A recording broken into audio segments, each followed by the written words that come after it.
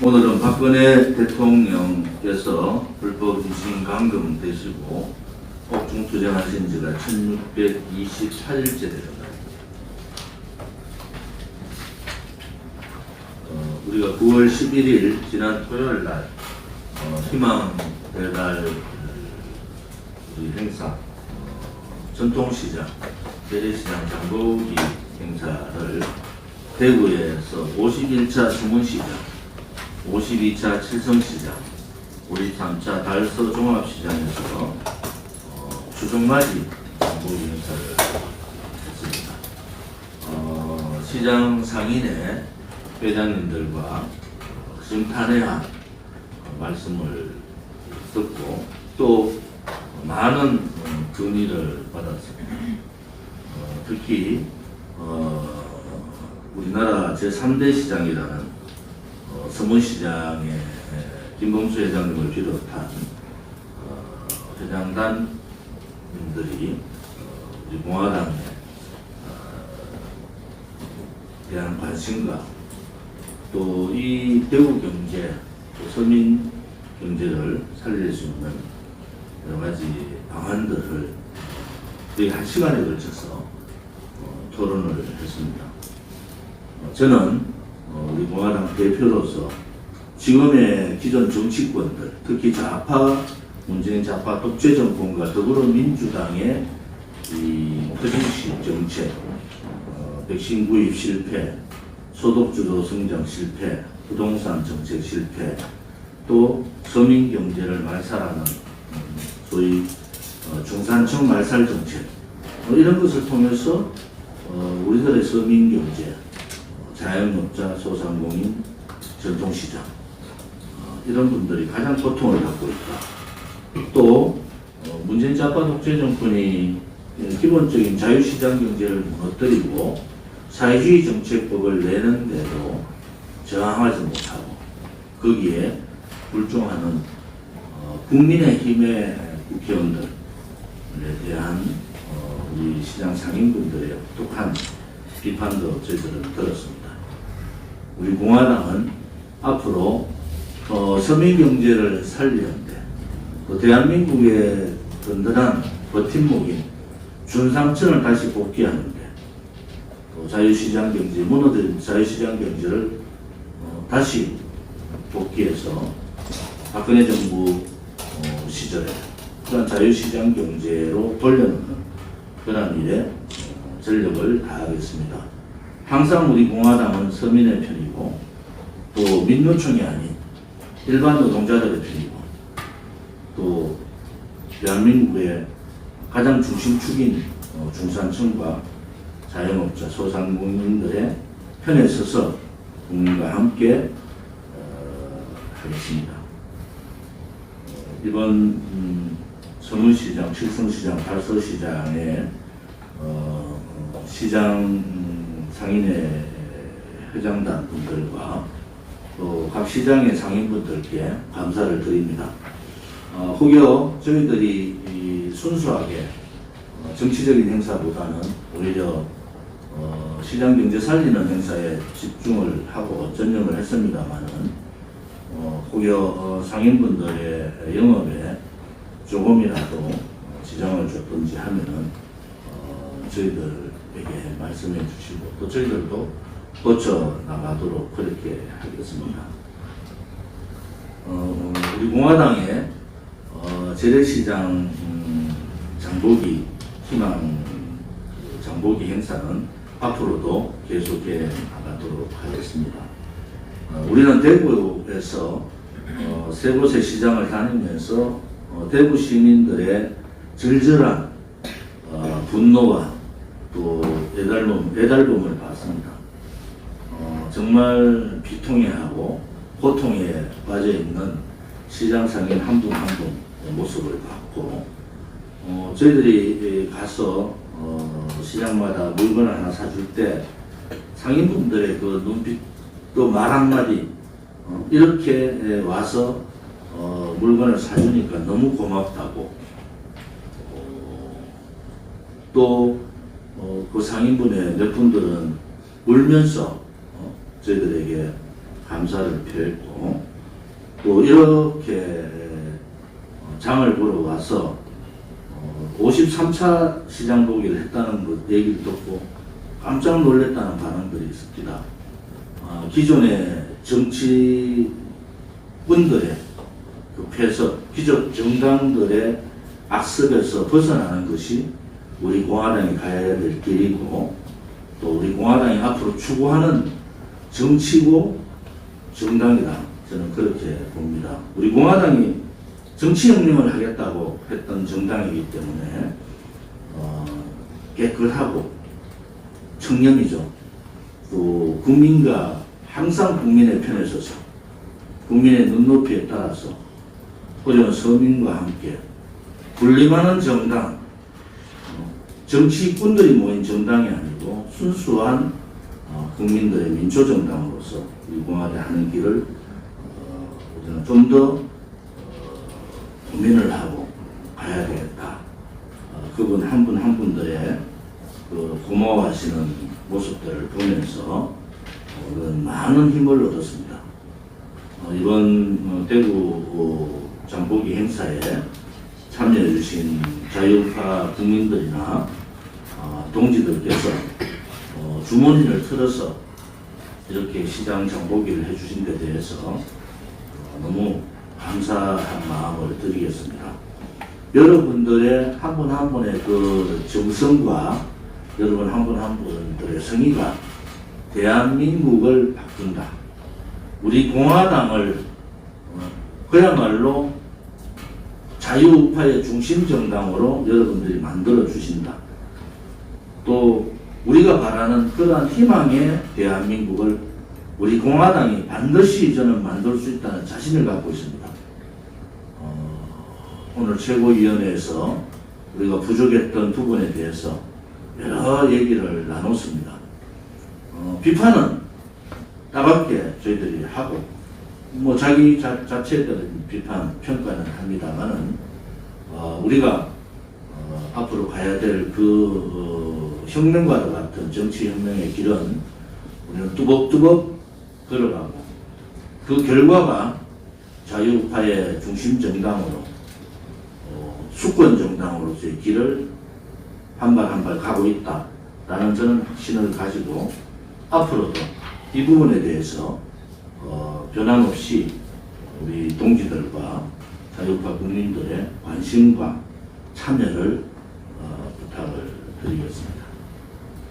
멀리서 와주신 동지들, 특히 시간이 축박해서 식사 때를 거르고 힘들어하신, 저도 뭐 사실 점심을 못 먹고 저녁도 상당히 그런 상황이 있었습니다만 우리 동지들이 불편함에도 불구하고 잘 견뎌주시고 또 당 사무처나 집행부에서는 좀 더 시간 조정을 잘 하셔서 동지분들이 불편하지 않도록 그렇게 해 주시기를 바랍니다. 이번 주는 추석 연휴가 시작되는 주이기도 합니다. 추석 연휴 기간 동안 우리 공화당의 많은 동지들이 지역 시장 보기 가능하면은 우리가 53차 희망 배달을 하고 있지 않습니까?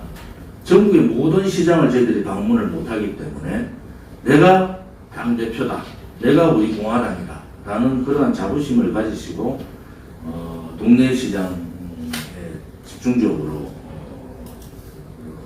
장을 보시고 또 우리 공화당의 전단지나 필요한 부분들도 추석에 많이 배포해서 홍보와 장보기를 같이 하는 그러한 행사가 되기를 바랍니다.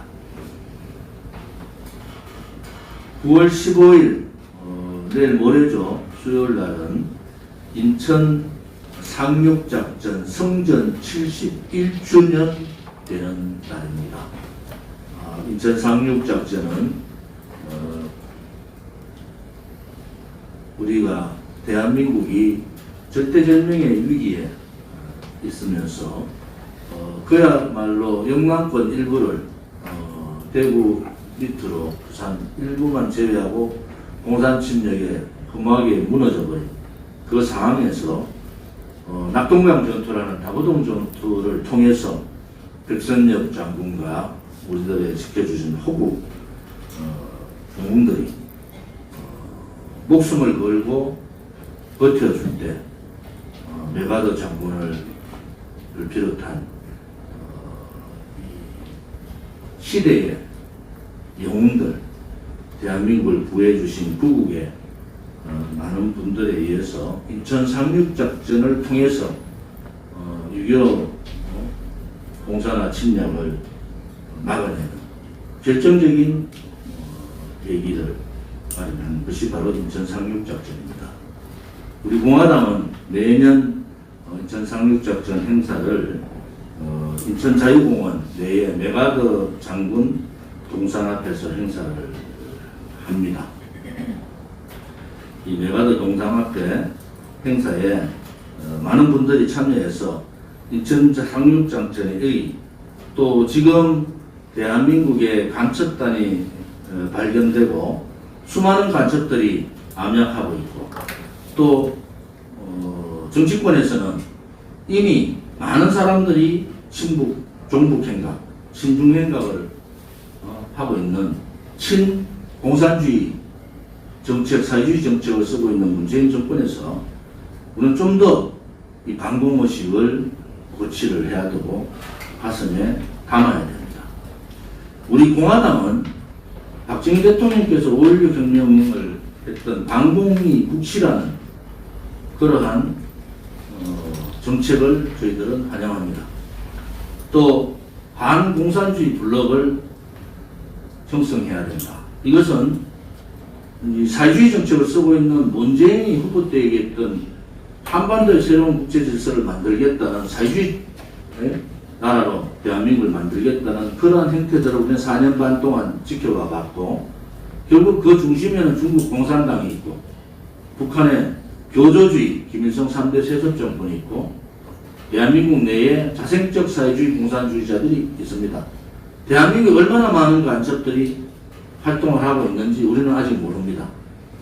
간첩을 잡아야 되는 국정원이 간첩을 잡지 않고 정치 공작에 가담하고 있다는 의혹들이 일어나고 있는 이 현실을 볼 때 우리 공화당은 다시는 대한민국 땅에 이러한 붉은 세력들이 암약하지 못하고 붉은 세력들이 대한민국을 좀먹지 못하도록 해야 되는 것이 우리의 의무이기도 하고 2021년 우리한테 주어진 책무이기도 합니다.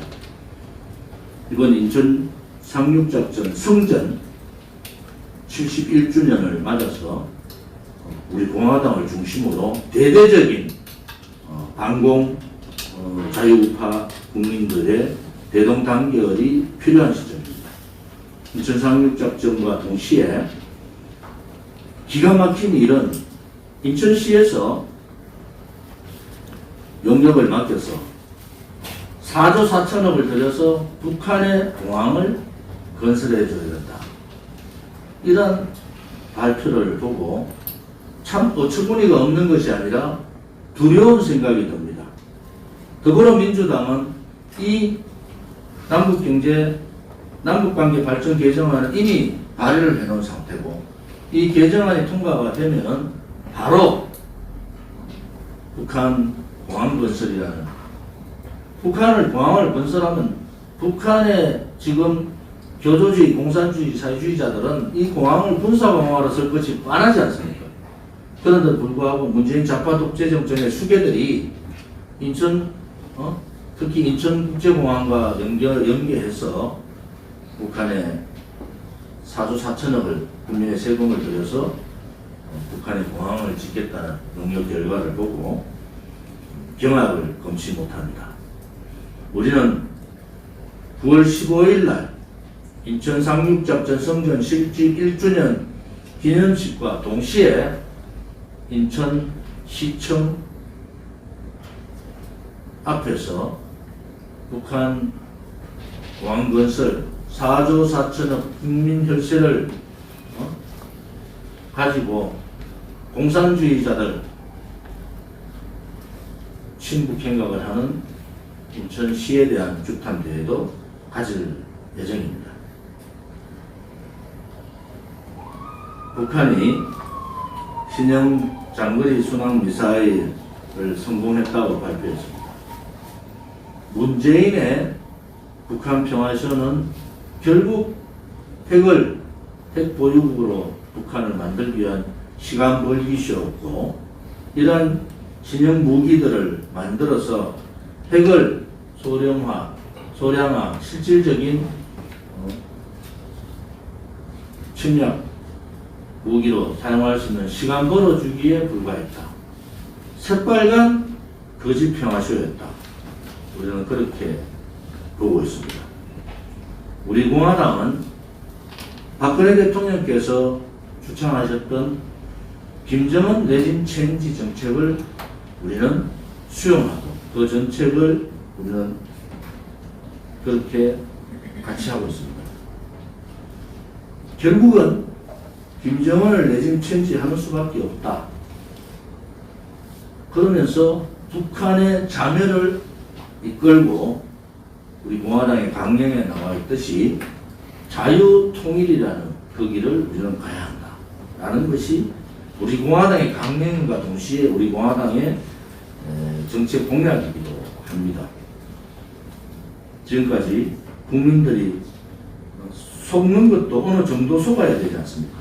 이렇게 어처구니 없는 북한의 행위를 보면서 또 문재인 좌파 독재 정권의 이 친북 행각을 보면서 문재인 좌파 독재 정권을 끌어내리는 것이, 또 두 번째는 문재인 좌파 독재 정권의 이중대 라는 더불어민주당 후보가 대통령이 당선되지 않게 하는 것이, 결국 새로운 정권 교체를 하는 것이 우리 공화당이 가야 될 길이다, 이렇게 봅니다.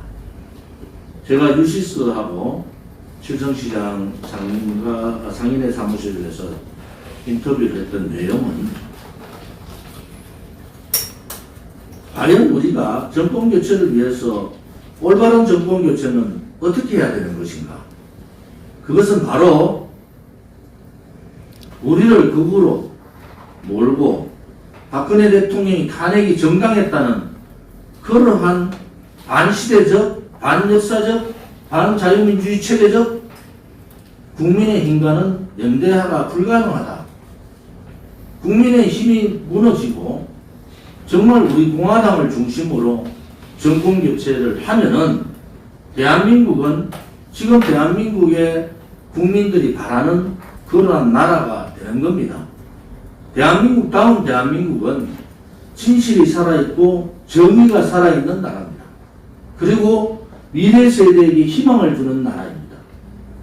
그 진실과 정의롭고 미래 세대에게 희망을 주는 법치가 살아있는 나라를 만들 수 있는 정당은 우리 공화당밖에 없다는 것을 우리는 대구의 민심을 통해서 확실하게 확신을 가지고, 또 우리 공화당이 가는 길도 옳았다는 것을 우리는 보고 있습니다. 우리 공화당이 가는 길이 위대한 길이고 새로운 대한민국다운 대한민국을 가는 혁명의 길이라는 것도 우리는 알고 있습니다. 앞으로 이 길을 가는 데 있어서 여러 가지 엄해들이 있을 거예요.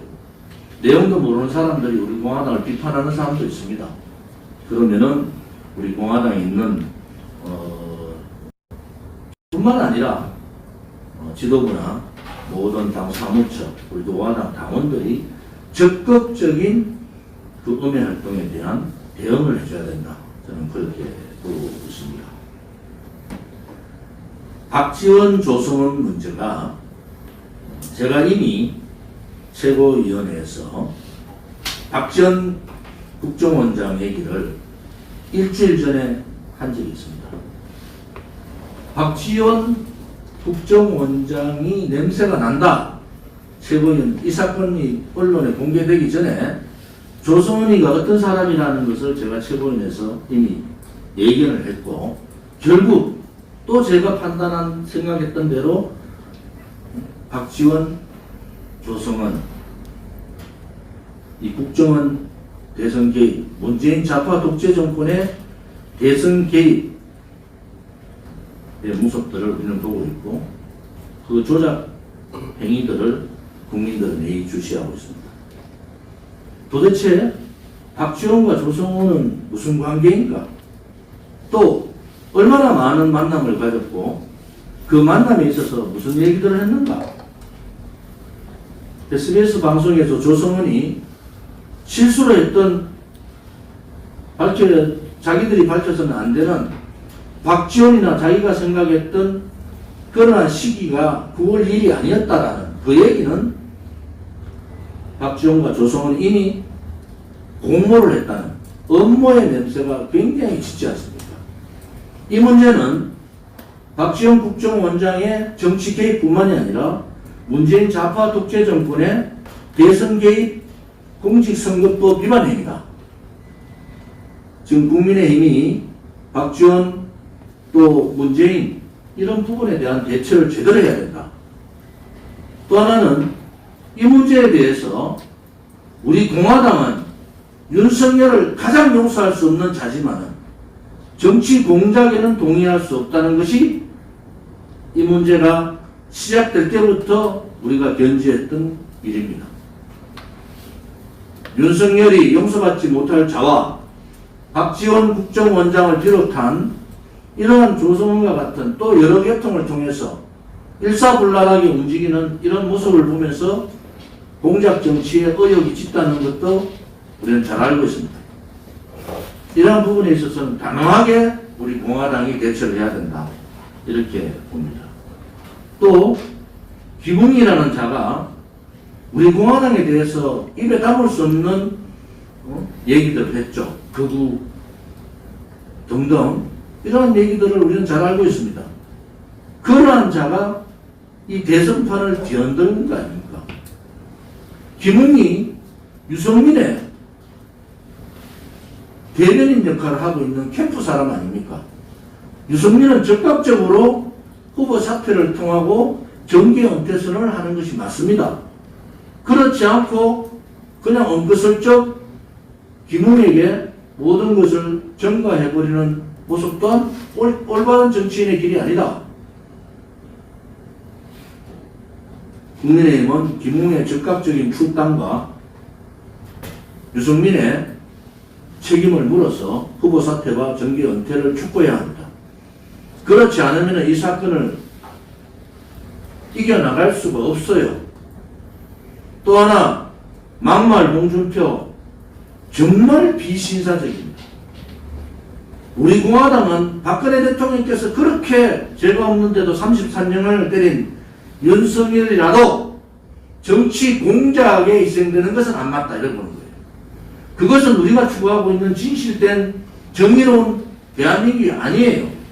윤석열은 스스로 무너집니다. 그렇다고 해서 좌파 독재 정권 특히 국정원장이 개입한 정치 공작에 의해서 그렇게 가는 것은 맞지 않습니다. 가장 비신사적이고 가장 자유우파들을 배신하는 행위를 홍준표는 보고 있어요. 홍준표가 하는 행위는 잡초의 그러한 근성의 정치가 아니라 양아치 쓰레기의 정치를 하고 있는 겁니다. 홍준표는 과연 떳떳하게 하늘을 우러러 자기가 깨끗하고 정말 한 점 부끄러움이 없는지 봐야 합니다. 정치도 정치 도의가 있는 거예요. 홍준표의 최근의 행위를 보면서 쓰레기는 쓰레기구나. 양아치다운 정치가 대한민국에서 물리쳐야 될 정치혁명의 한 가지다. 좌파들의 양아치 정치나 홍준표의 양아치 정치나 뭐가 다르겠습니까? 이런 홍준표의 행위를 보면서 우리 자유우파 국민들이 올바른 정치, 대한민국다운 정치, 도덕적인 정치, 결과가 아니라 과정을 중시하는 정치, 그것이 보수 우파의 가치 아닙니까? 이런 가치 부분에 있어서 좀 더 우리가 중심을 잡아야 된다. 저는 그렇게 생각하고요. 홍준표도 자기 스스로 반성을 해야 된다. 그 반성을 하지 않고 더 이상 양아치 쓰레기 같은 짓을 안 했으면 좋겠다. 자유파 국민들이 판단을 하셔야 됩니다. 박근혜 대통령 같이 그렇게 깨끗한 올바른 국가관과 올바른 미래 예측을 하는 정치인이 없었습니다. 지도자가 없었어요. 우리 공화당은 박근혜 대통령의 탄핵이 무효고 거짓 선동에 의한 조작에 의한 권력 찬탕을 당했다는 부분도 있지만 또 한편으로 그분이 했던 올바른 정치, 대한민국을 살리기 위한 정치에 동의를 하는 겁니다. 우리 공화당이 오늘 이 시점에서 우리가 가야 될 길이 무언가 하는 부분들도 다시 한 번 더 고민해 봐야 될 그런 시점이라고 봅니다.